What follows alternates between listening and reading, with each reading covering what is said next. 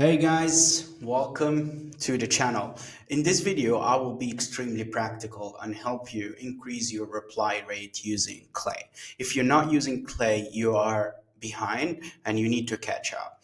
And yesterday, I thought everybody is actually using Clay, but I'm a part of a community. And yesterday, I was on the call with the community and they asked if someone is using Clay. And I shared my screen and showed the guys some things that I'm doing with Clay, and I figured out that a lot of people would benefit from that. So I started a series of videos to show you very practically how to actually achieve everything using Clay. I remember when I started to learn Clay like a year ago, when I see like, I guess it was Eric, when I see these videos, it's like completely overwhelming. And I'm going to make sure you don't feel that way. And it's extremely practical and easy. And also, I'm going to give you the tables that I'm going to build so you can just duplicate it and use it. So all the time that I will spend building these tables, you don't have to do it. You just start using it directly. So if you need a workflow later, just drop it in the comments and I will build the workflow and upload the video and tag you or something. All right. So I just want to show you before we dive deep into here what you actually can achieve using Clay. So let's say here in this video, we're going to cover the fundamentals because when we get to the advanced stuff, I don't need anybody who's watching this video to feel overwhelmed. It's like, how did you do that? So we will cover the fundament. I will show you now what you can expect in later videos.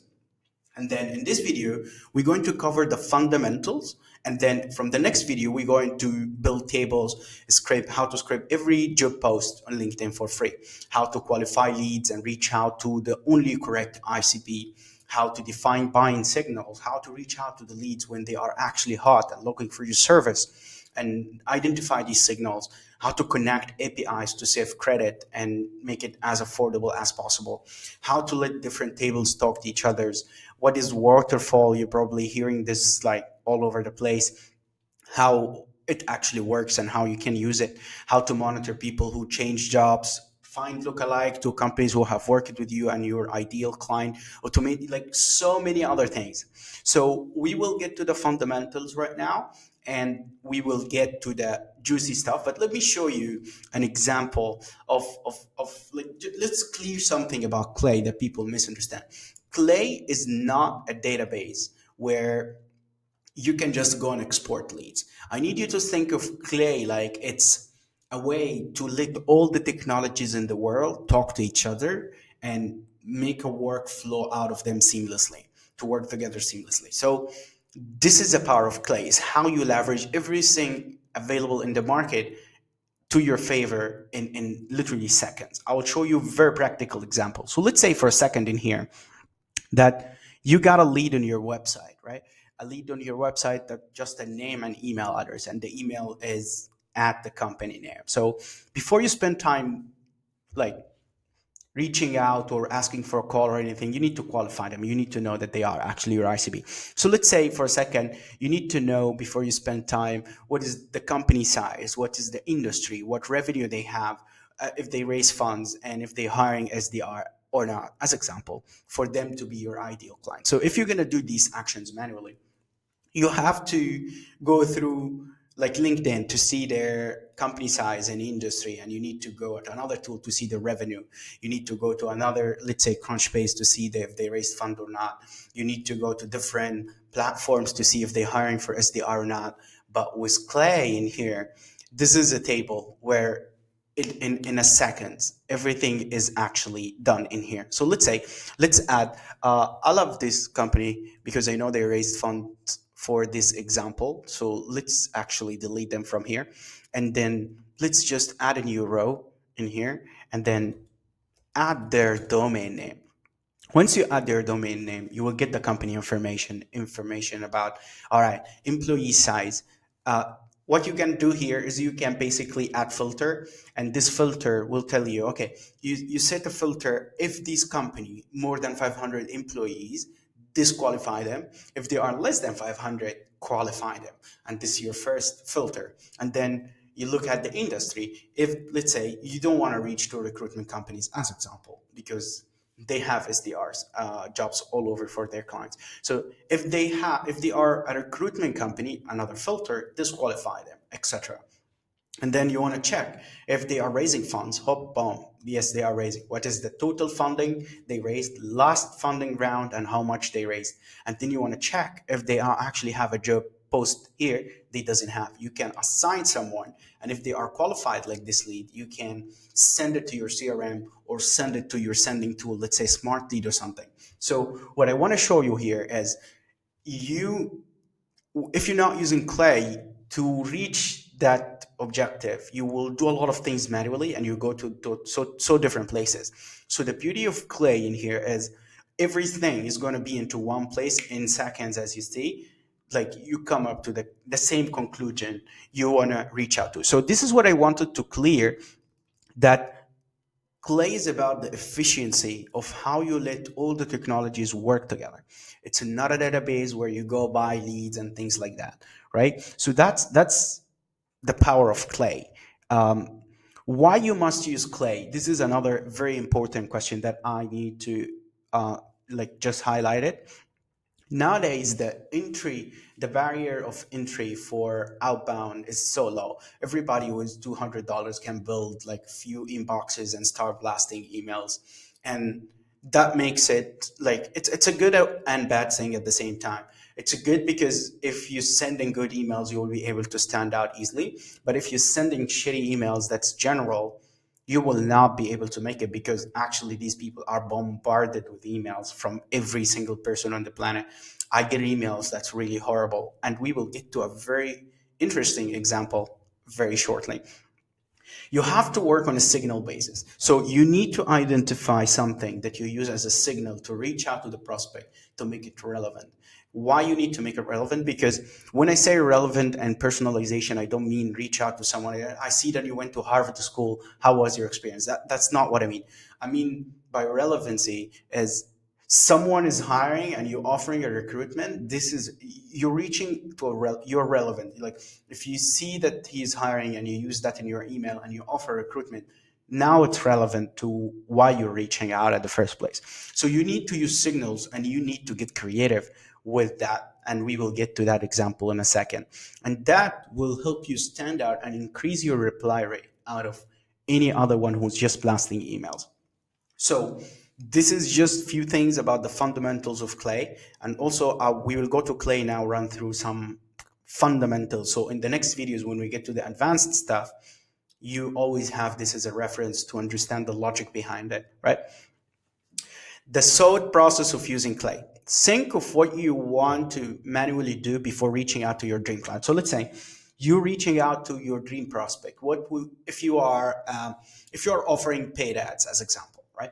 So you're reaching out to a dream client that you want to work with. What you would do, you need to check if they are running ads at the first place or not, right?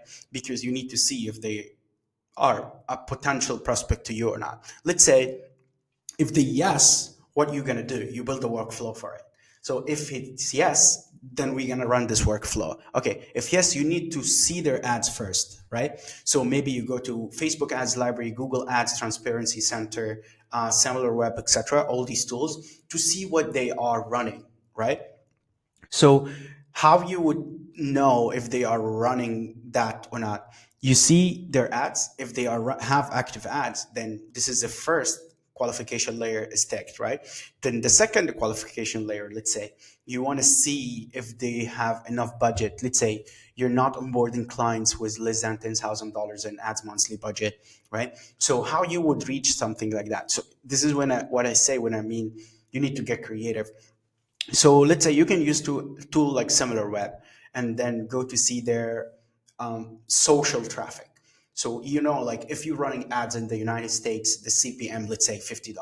All right, $50 is 1,000 people to see your ad, 1%, let's say, click through rate, then this X amount. You do the math and you come up with the number. If they have more than 10,000 traffic from social, then they are above the budget that you require. This is the second qualification layer.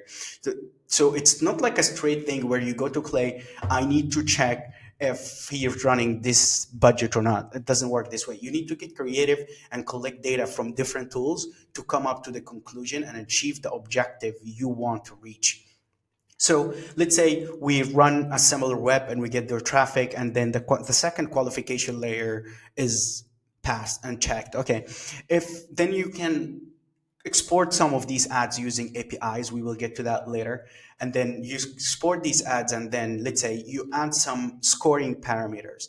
And then if the ads have this and this and this and this, score them this. And then you put the score based on that. And then you want to take it one step deeper when, okay, I need to find a companies that's similar to that one and see their ads so you get inspirations. So let's say you can run a lookalike on their domain and get another 50 companies that's actually within the same industry, and you run the same flow on them to get their ads, and then you get a lot of ideas out of these ideas of their competitors active ads. You come up with a new ads ideas, and you inspired from the other ads, and now you have a lot of ads that you can actually like inspire from and reach out using it.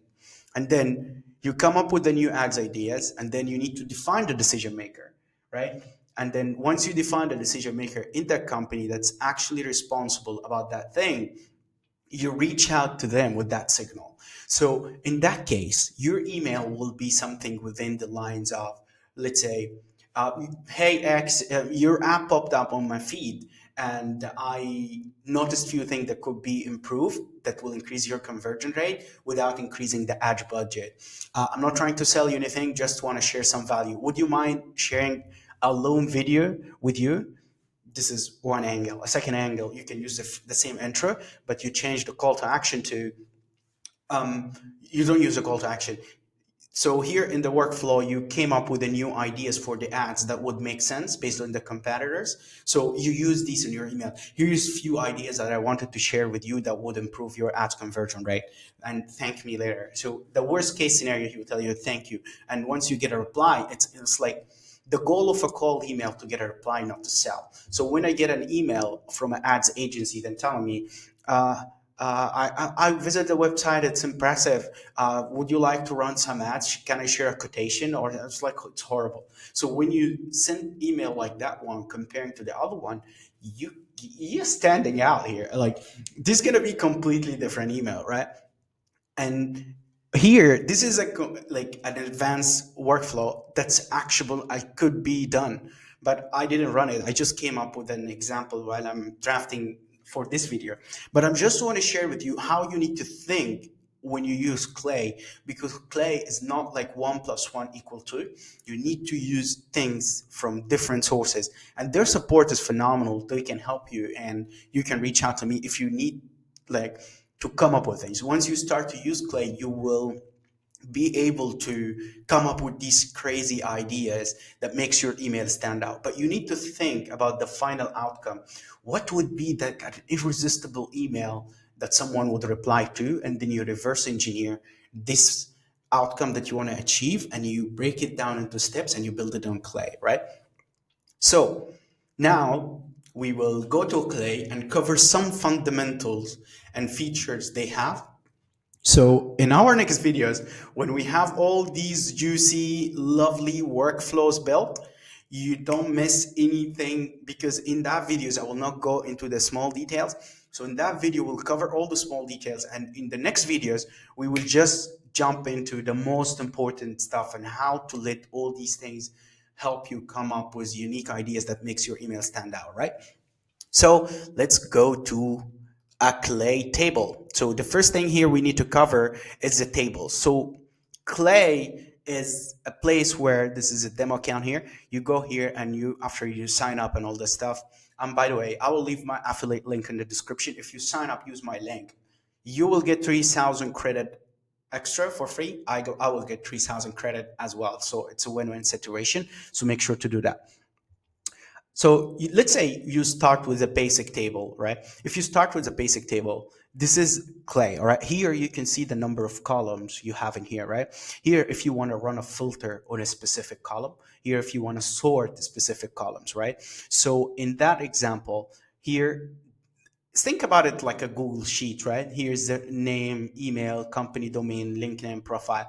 So let's say here is actions. If you want to perform an action, right? So you can add a new row, you can import leads from CSV, you can export, share a template, and monitor new hires and things like that. There is enrichment. So let's say you have um, um, let's say this is my domain.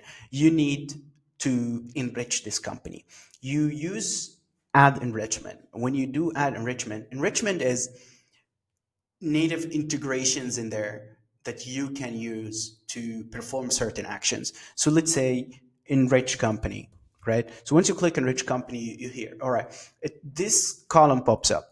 Here, it's asking you to company identifier. So they will go search for information for a specific unique information you give them. So you give them a company domain. I need to find more information about this website, right? There's few things I need to let you know here. So if you click here on run this, auto update, what auto update means? Auto update means if this is on, let's say, let's keep it on and let's perform that action. Like, okay, once you click save, it tells you, okay, which information you need to bring back once this enrichment is done. You can do it from here and this will add new columns, or you can completely ignore this one and add a save. And once you run this manually, all right, here's Unicamel. You click on it, you see all the information that actually came up. So I need to see, okay, then where is the company location as? You click add a new column, and then boom, the column is here. You click, all right, when this company is founded, and then boom, that's a new row. How many employees in here? You click, and then boom. Then you keep just taking data as much as it's available in the internet, it's gonna come in here.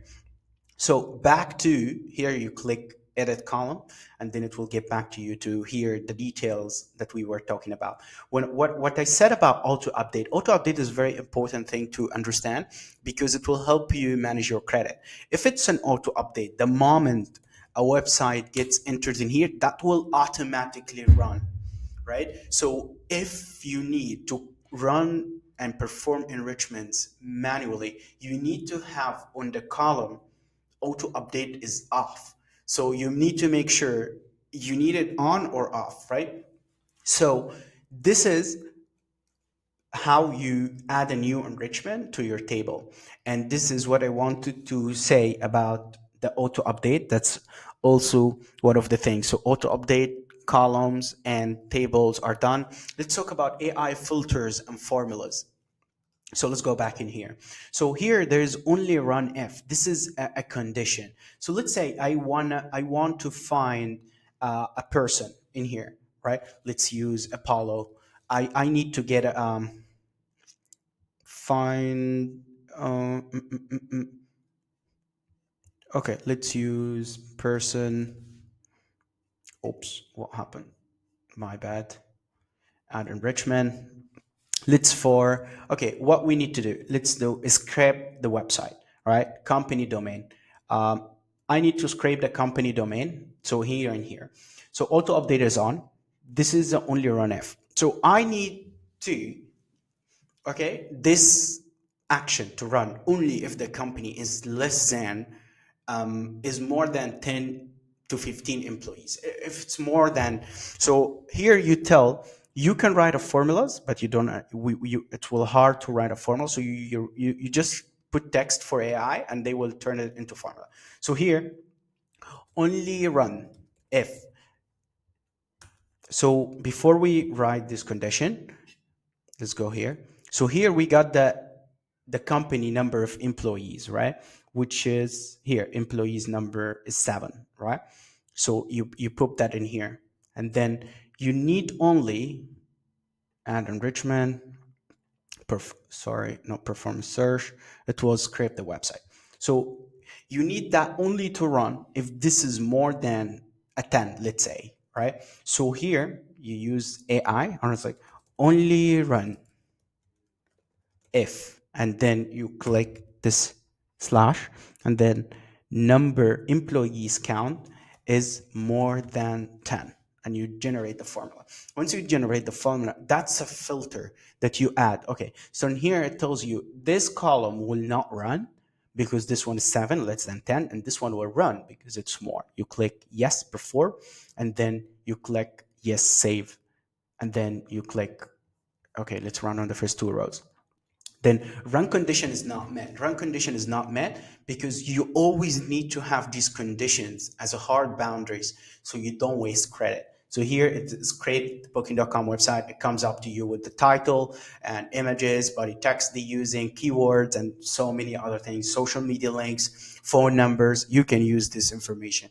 I'm just trying to explain the AI filter. So that's an AI filter that you add to limit the enrichments that do not run. It's like an if condition. If this, do this. If this, do this, right? So that's the AI. Here is a formula. So a formula is, let's say you have some sort of information. So here I need, let's say, to add here a new formula. Formula is, okay, you will understand it here. If the number, if employees is more than, sorry, less than 10, number of employees, employee count is less than 10, your output should be dumped, let's say, right? So that's a formula that I'm telling, if the employee count field less than 10, your output should be done.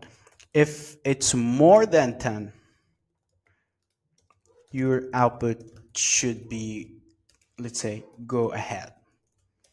And then you generate the formula and you look up here in the preview on the first one what it's going to be. So here 7, don't, go ahead. So formulas is basically you using information that you do have to, it's a formatter. Like you format things using formulas. I don't know how to actually articulate that in the right way that it should be, but this is how you use formulas. Let's say the company name has a specific keyword, so you run a formula that's, if it has international or LLC or any of these things, just remove it and rename it again. If it has, the whole company name is capitalized, use it.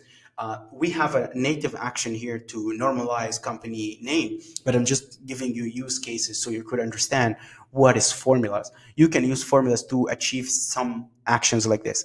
Enrichment, we talked about it, and what is enrichment, and there's so many actions that we're going to get to that. Enrichment will have a juicy, deep, long video about its own, but here we're talking about the fundamentals, so later when we execute these actions you are aware of the tables. Few things I want to do here. So here you don't have to, when you have like a big table like this one, like I have so many actions here, just as something that I use. Like I get the job post, I check if I have reached out to these before or not, and then qualify them, and then find their emails, and then reach out. All of that on automation. So it's a crazy workflow.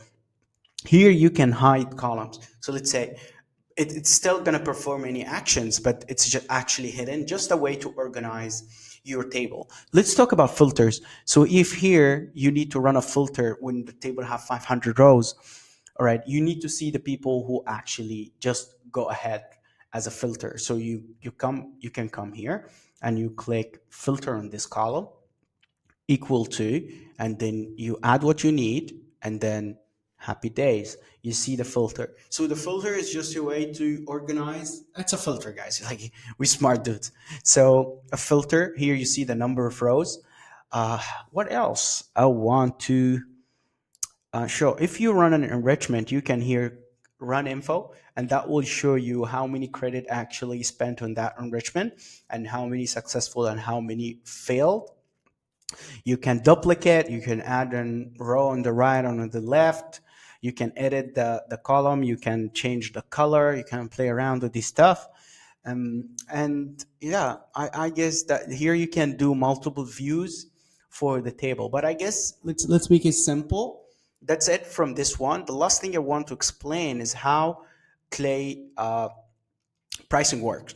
So Clay works on credit. So let's say this is a demo account and this is some credit in here. So they give you credit and every action takes a specific number of credit. So here, let's say in this enrichment, you go to run information, you see, okay, one successful took one credit. So you know if you are on this plan, which is give you 10,000 credit, you will be able to enrich, let's say, 10,000 companies, right? If every action, every enrichment takes a specific number of credit that's specified on Clay, some actions takes more credit than other actions, right? So you need to know what is the I will later I'll teach you how to connect custom external APIs that help you achieve the same enrichment and reach the same outcome with much less credit to be spent actually. Um, so here, all right, let's go back 1 second, my bad. Here you can see like the number of credit. Later you will be able to, if you're starting out, you can use the free trial. Use my affiliate link that will give you credit and give me credit as well. And if you find any value in this or you need a specific workflow, just tell me in the comments. I will be happy to record a video like that, build the table and give you the link, and you will be able to just duplicate this table and start using it and happy days, right? So yeah, that's pretty much it. That's the first of many more videos about Clay, about what you can achieve with Clay, how to increase your conversion rate. If you like any of that, I know this video is basic because it's just the beginning, but we're gonna get to a lot of juicy stuff. If you find any value in it, just like and subscribe and just comment and let me know what workflows you need to see later on. And see you on the next video. Thank you.